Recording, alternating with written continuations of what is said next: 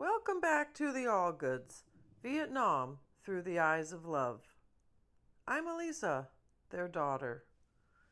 The letter I'm about to read was written on June 9th, 1971, and it's one of the most significant and vulnerable letters my dad wrote during his deployment. He had just been selected for a regular commission, an opportunity that would have locked him into the Air Force for several more years. It would mean more flying, more moves, more uncertainty, and more time apart from my mom.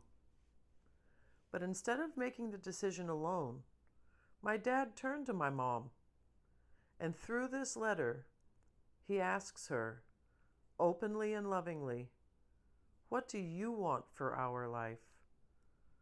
Beneath the logistics, this is a love letter. A letter about partnership.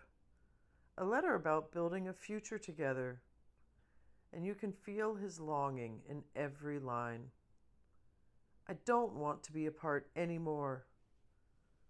Here is my dad's letter from June 9th, 1971. Dearest Sarah, how is my little chickadee? I will take a chance and say, on this Sunday afternoon, this is your special delivery letter.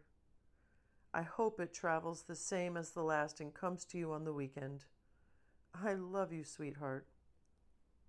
Now for a little business talk, then back to the personal. This really is personal in a greater sense. I was notified today that I had been selected for a regular commission. I think you may remember my talk about it. The board met at Randolph in April. I realize that all of my talk has centered around getting out of the Air Force.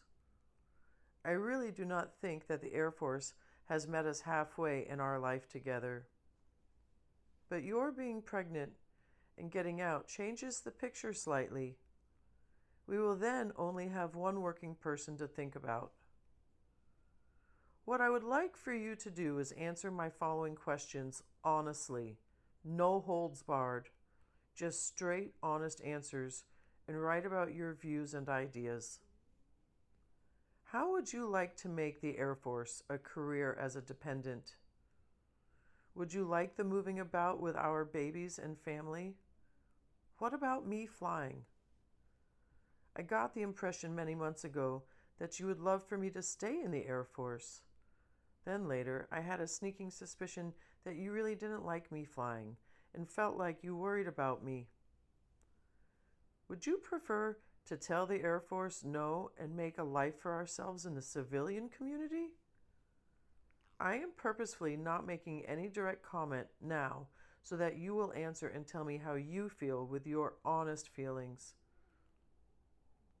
Some of the ins and outs of me taking the regular. Now I can get out on 5 April 72. If I accept, I will not be able to get out until 1 of March 74 or 1 of March 75. I am not sure which right now. I will have to fly 2 or 3 more years, maybe more. There is about a 90% chance that I will have to fly helicopters for at least 3 more years. Another thing, if I accept, I will not come home from here until 27th of April 72, and that is about a month longer here. The big thing that I really want to know from you is what you think that would look like for us in the long run. Would you like a life in the Air Force and all the things that go with it, the good and the bad? Or would you be more happy on the outside? Please just tell me how you feel. My feelings are not to accept, but it is a pretty big decision. The Air Force could possibly be a good life. You are my biggest consideration. I don't want to be apart anymore. I want to be happy in my work so that we can have the things we want, and the love that we have for each other will always be the most important. I hope that I have put myself well on paper. If you would, please write as soon as possible after receiving this letter. Just send it airmail. I will get it in about 3 or 4 days. I will wait for your letter before I make a decision. I will also try to call for free and talk to you. Well, enough of that. You will get another letter later that I will write tonight. I will then try to tell you how very much I love you. You do know that. I love you, little chickadee. Kisses and hugs and other loving things are sent each day to my lover. Sleep warm, Sarah, and love me with all of your heart. And again, be honest and true in what you write back. You know that you are the most important thing in my life. Love, Dick. Reading this letter brings so many emotions to the surface for me. This wasn't just about a career decision. It was about love, respect, and building a future together. My dad wasn't willing to make this choice without hearing my mom's voice and honoring what she wanted for their life and for their growing family. For me. I don't want to be apart anymore, he wrote. That longing runs through every word.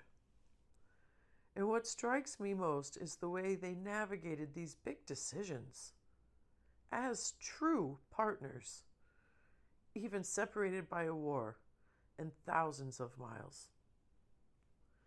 You can follow along and see photos of the original letters at the allgoodslove.com. Thank you so much for listening, and I'll be back very soon with the next letter.